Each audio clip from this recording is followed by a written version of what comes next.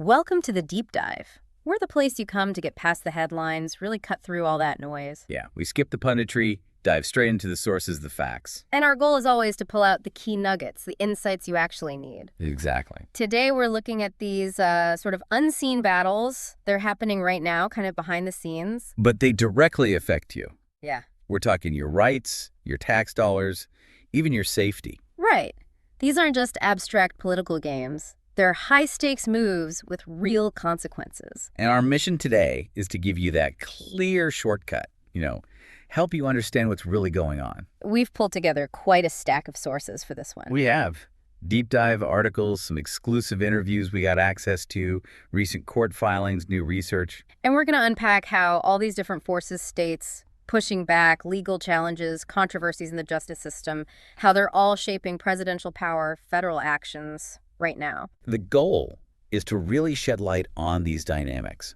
There's some surprising facts in here, and the stakes are, well, they're huge. Okay, so what ground are we covering specifically? Well, first up, state attorneys general. They're acting as this kind of legal firewall, and it's a bigger deal than most people realize. Okay. Then we'll shift to the Constitution, specifically using military power here at home. There's a big legal fight happening there. Military on U.S. soil. Yeah. Right. Then we have to talk about the justice system, some really disturbing controversies, especially around high-profile cases. We'll get into the Epstein-Maxwell situation. Still unfolding. Still unfolding, yes. And finally, the economy. How critical economic data might be getting politicized and what that actually means for your household finances. These aren't just, academic debates or stuff for the news cycle. No, not at all. They're fundamental questions. Accountability, the integrity of our institutions, how democracy actually functions day to day. And everything we touch on today connects back to you. Your life, the information you trust, the decisions you make. It's about giving you the knowledge to see what's happening clearly. Okay, let's dive in. First up, those state attorneys general. You hear the title, maybe you think, I don't know, dry civics class. Right, or some legal drama on TV. Yeah, but what they're actually doing right now is intense. High-stakes legal battles happening fast. And they've really emerged, kind of quietly, as a major line of defense against what a lot of legal experts are calling presidential overreach. Our sources really back this up. We looked at interviews with people like Rob Bonta, he's the AG in California. And Sean Rankin, who runs the Democratic Attorneys General Association. Right. They gave us this front row view of how states are using the courts. It's a real strategic shift. Litigation is the main tool now for checks and balances from the state level. It's reshaping federalism, really. And California, Bonta's office is a key example here. It's huge, biggest AG operation in the country. A legal powerhouse. And get this. Since the current administration took office, California has joined or started 37 lawsuits in just 29 weeks. That's wow. More than one a week. Yeah, aimed at stopping federal actions they argue are illegal, unconstitutional, harmful to Californians. Bonta's approach, he basically said, if the president breaks the law, we sue him. Simple as that. Every time. And we only bring cases we think we can win. And the record shows they're not bluffing. They've sought 20 major injunctions, those are the court orders, to stop something. Okay. They won 18. That's a 90% success rate, which is frankly almost unheard of in these kinds of big federal cases. And these aren't just paper victories, right? They have real impact. Huge impact. One case, California blocked the feds from withholding $168 billion. Billion with a B, just from California. $168 billion. Wow. Imagine the cuts if that went through. Schools, hospitals. Exactly. And it's not just California. Similar lawsuits across multiple states, working together sometimes. They've protected something like $3 trillion in federal funding nationwide. $3 trillion. Money Congress already approved for things like disaster relief, healthcare, education.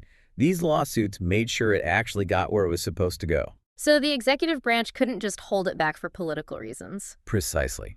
And the return on investment is just staggering. Bonta's office calculated it. Oh, yeah. For every dollar California spent on these specific lawsuits, they got back $33,600 for the state. $33,000 return for every $1 spent. Yeah. It shows it's not just ideological, it's economically smart for the states to fight back this way. Okay, so California's got this massive office.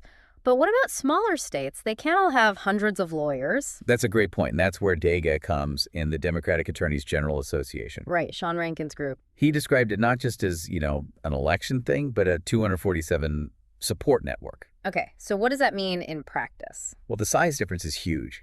California has tons of staff, but some states have fewer than 250 people in their entire AG office. Ah, okay. Big difference. So DEGA steps in to bridge that gap. They offer legal research, strategic help on complicated issues, policy experts, even help coordinating media. So the AGs in smaller states can actually focus on the court battles. Exactly. They don't get bogged down trying to figure out some obscure federal rule or handle press releases. DIGA provides that backbone. And Rankin mentioned something interesting, the collaboration. Yeah, he said it's really different from Washington, D.C. These AGs, they learn from each other, they copy successful tactics, they strategize together. Like a shared playbook. Kind of. Hmm. It fosters this camaraderie. So even a smaller state, with DIGA's help and learning from others, can take on a major federal fight. It levels the playing field a bit. What kinds of cases are they typically bringing? It sounds like a wide range. It really is. Everything from challenging freezes on education funding or attempts to restrict gender-affirming care Okay. to defending voting rights, pushing back on tariffs that didn't seem to have clear congressional, challenging invasive data collection by federal agencies, Wow. and even defending basic constitutional stuff like the 14th Amendment's guarantee of birthright citizenship. A lot of it seems to come down to money, though. You mentioned withholding funds. That's a huge category, yes. We're talking about money Congress already approved for disaster relief after a hurricane or for Medicare or schools, And the president tries to block it. tries to impound it or just not release it. Often, it looks like it's to punish states they disagree with politically. That triggers an immediate lawsuit. Because it's Congress's power of the purse being overridden by the executive. Exactly. Separation of powers 101, directly hitting your state's budget. And the other big area is constitutional rights. Definitely. Defending that 14th Amendment birthright citizenship clause is a big one. Protecting voting access. Yeah. Ensuring equal protection under the law for everyone. These aren't small things, they're foundational. Absolutely. The AGs are really acting as the key defenders on the ground for these core principles. Okay, but here's a question I keep hearing, and I think you mentioned it, the Supreme Court. Right. Why invest all this effort in lower courts if the current Supreme Court might just overturn it anyway? It feels a bit futile sometimes. It's a valid concern, and Bont addressed it head on. His point is, most cases don't reach the Supreme Court. Really? Yeah? Think about it. Of those 18 injunctions California won, 14 are still active, still in force. So the administration just gave up on those? In many cases, yes. They quietly backed down rather than fight it all the way up. Maybe the legal ground was shaky, maybe it wasn't worth the political capital. That's still a win the policy stops. Okay. But what if it does go to the Supreme Court and they lose? Even then, it's not always over. Sometimes the loss is procedural. Like, the court says you brought the case the wrong way or in the wrong court, but they don't rule on the substance of the policy itself. Ah, so they can refile. Often, yes. Different court, maybe cite a different law. And here's something interesting. State AGs have a special advantage. Ooh. Even though the Supreme Court has limited universal injunctions for some plaintiffs, state AGs can often still ask for nationwide injunctions. Meaning one state AG wins and it can block the policy everywhere. Potentially, yes. It gives them outsized leverage. So bottom line, these AG lawsuits aren't just symbolic. Not at all. They are preventing billions in funding cuts, stopping potentially unconstitutional policies, holding the executive branch accountable. Real, measurable wins for your state, your rights. It really is like a firewall, A vital one in our system right now. which connects directly to this next area using the military inside the U.S. This is where state AGs are, again, on the front lines. Right, challenging the very limits of federal executive power. And it hinges on this old, rarely discussed law, the Posse Comitatus Act, Posse Comitatus. Okay, break that down. passed way back in 1878 after the Civil War and Reconstruction. It basically says you can't use the federal military, Army, Air Force for domestic law enforcement. Why was that needed? Concerns about the military getting involved in civilian stuff, especially in the South during Reconstruction. The core legal question now is, can the president send active duty troops to act like police here at home without Congress saying okay, or without a real emergency like an insurrection or a massive natural disaster? It goes back to the founders not wanting a king, right? Someone who could just use the army against their own people. Exactly. Civilian control of the military is the bedrock principle here. And this isn't theoretical. It happened recently. Very recently, just weeks ago, The Trump administration sent 4,000 California National Guard members and 700 active duty Marines to Los Angeles, specifically around MacArthur Park. 4,700 troops in LA. Why? Well, the state of California, led by A.G. Bonta, argues it wasn't for a legitimate military purpose, like disaster relief. They allege it was political theater. What were the troops actually doing? Witnesses and plaintiffs documented them setting up perimeters, blocking streets, doing traffic stops, even helping with immigration enforcement, things that look a lot like law enforcement. Mabanta said. He was blunt. Political theater, not public safety. Mm-hmm. He said it violated posse comitatus, this core idea that you don't use the military against your own citizens. Yeah, and the name they gave the operation, Excalibur. Yeah, Operation Excalibur, King Arthur's sword. In an immigrant neighborhood that had just seen No Kings protests. The symbolism wasn't subtle. Felt like a deliberate message. Many interpreted it that way, yes, an assertion of power. So California sued. They did. It went to a 3-day civil trial in federal court in San Francisco. They want a permanent injunction. Meaning a court order saying? Explicitly saying, Yeah. No military blockades, no military traffic stops, no military immigration raids on U.S. soil without proper legal authority, period. The precedent here feels huge. This affects every future president. Absolutely massive. And the trial testimony was fascinating. Major General Scott Sherman testified. What did he say? Day one, he apparently said he objected strongly, called the operation unnecessary, risky, bad for military-civilian relations. Said a Trump official questioned his loyalty when he raised concern. Okay, that sounds like he agreed with the state. But then, day two, his story seemed to shift. He said while the initial property threat was low, the overall threat level was deemed high enough to go over his head. He also clarified that while the Pentagon didn't use the word rebellion, they knew President Trump had used that word publicly. So a bit of a walk back on day two. That's how California's lawyer, Deputy A.G. Mary Strong, seemed to frame it in her cross-examination. How did she handle that? That kind of witness flip can be tricky. She didn't get bogged down arguing every little contradiction. Instead, she painted this big picture of military occupation. Ow! She emphasized the numbers. Nearly 5,000 troops, more than were sent to Afghanistan right after 9/11. And she hammered that Excalibur name, linking it to monarchy to unchecked power. Very effective strategy. And the judge, what was their reaction? Judge Breyer. He was clearly very focused on the implications. He asked, apparently quite forcefully, twice, what are the limits? What are the limits? He doesn't know where the line is. Exactly. He knows this case is probably going higher. He's thinking about the precedent, the legal architecture, as the source put it, for the future. He's trying to draw that line clearly. Because this trial sets the rules for everyone going forward. Precisely. And the administration's lawyers, they seem to be looking for a way out without addressing the core issue. Like a technicality. Yeah, a technical escape hatch. Yeah.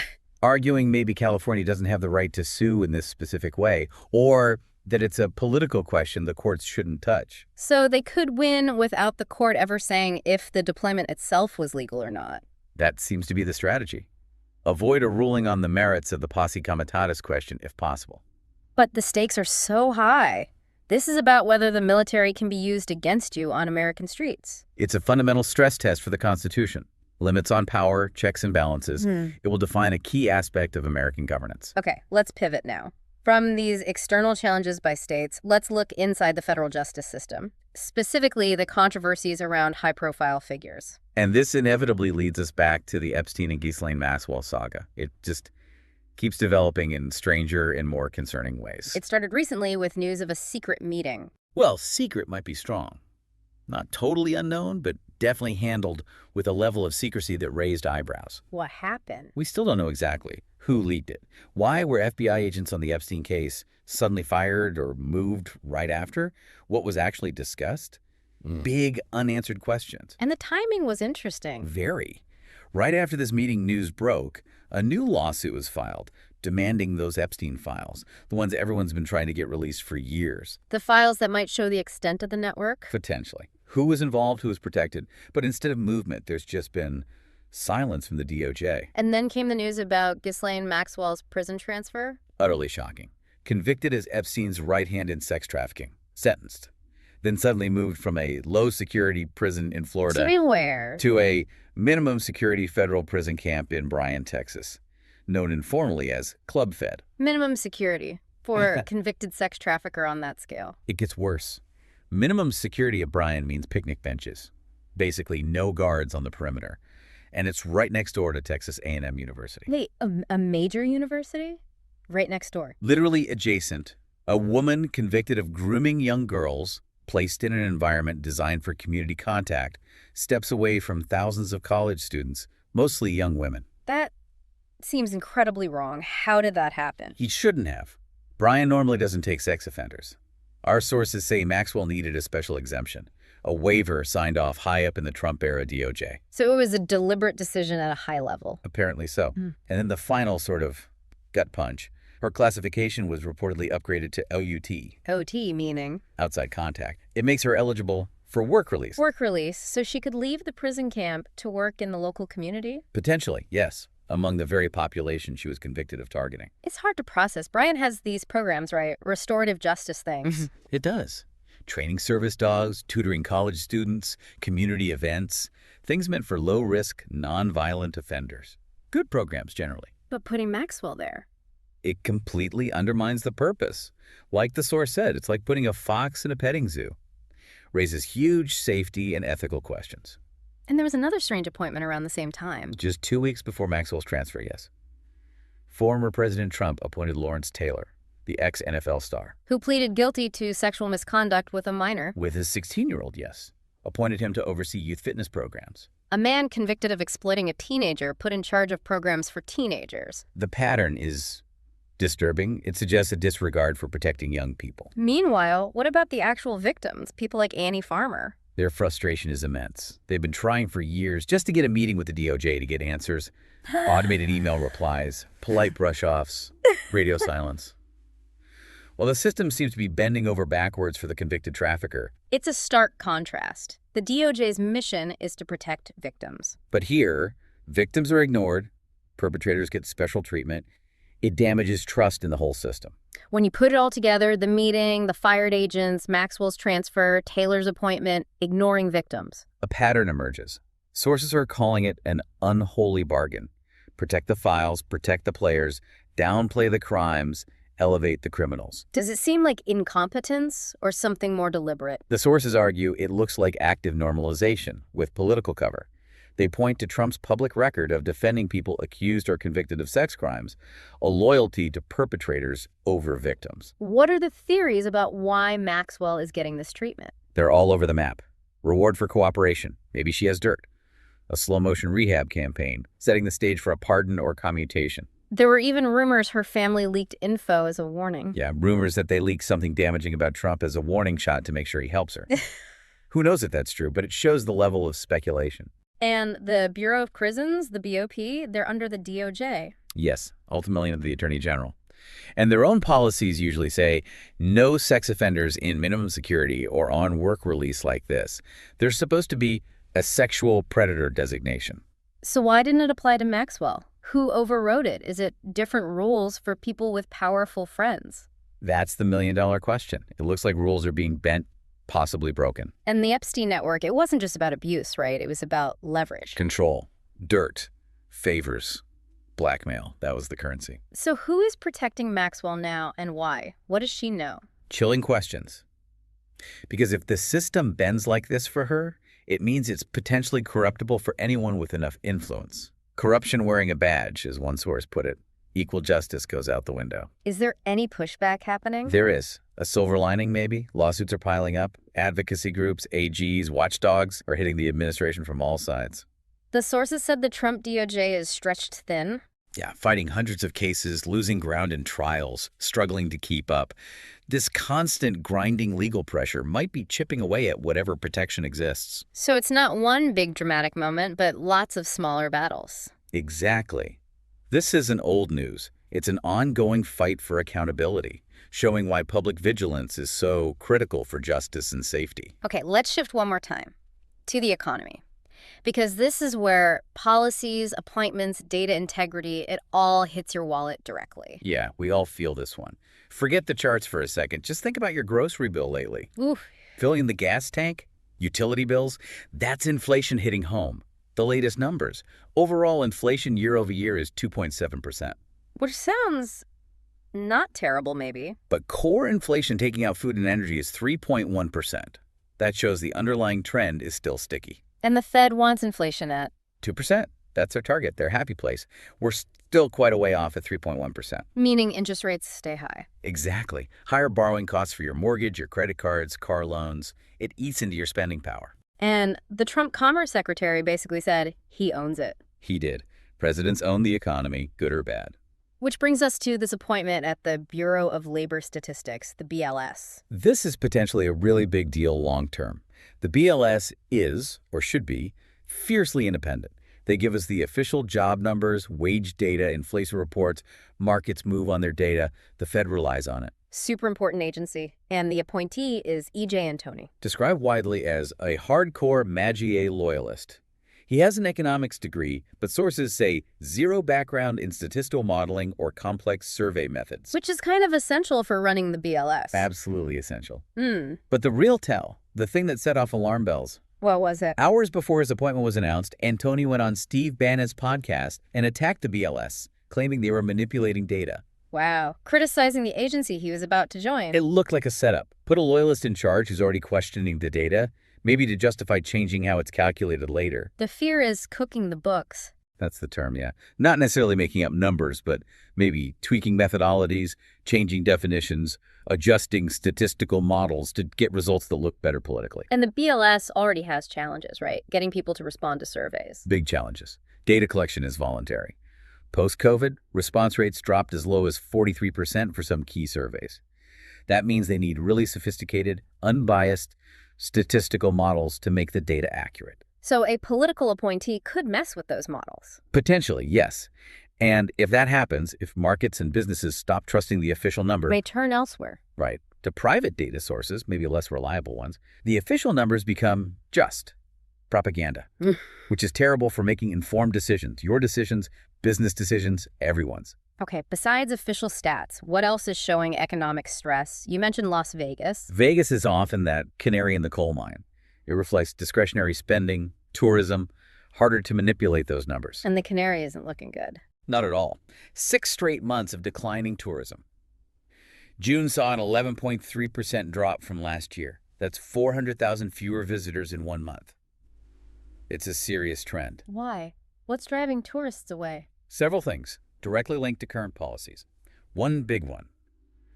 Canadian tourists are vanishing. Why Canadians? They're usually Vegas's biggest international group. A 35% tariff on many Canadian goods. It makes everything more expensive for them, shrinks their spending power, so that Vegas trip gets cut. It's projected to cost the U.S. $13 billion in tourism revenue this year alone. $13 billion from just that one policy's effect on tourism. Wow. Then there's just less discretionary spending overall. People struggling with basics, cut luxuries first. Vegas is a luxury. Makes sense. Plus this tourism scare factor. Harsher immigration enforcement, seeing ICE or a National Guard around, stories of travelers getting hassled. It makes people, even legal visitors, feel unwelcome or unsafe. Especially international visitors. Exactly. And finally, tariffs generally drive up costs. Imports get more expensive, so hotels, restaurants, everything costs more for the visitor. And when Vegas slumps. Historically, other big tourist spots often follow. Miami, NYC, Chicago, LA. It's a warning sign for the broader leisure and hospitality sector, So we need to look at the whole picture, not just one jobs report. the whole field. Yeah. Inflation, spending, tourism, trade, wages, and the credibility of the agencies reporting the data. Cherry-picking positive numbers gives a false sense of security. And losing trust in that data is fundamentally damaging. Hugely. How do you plan your future, your finances, your career, if you can't trust the basic economic information from your own government?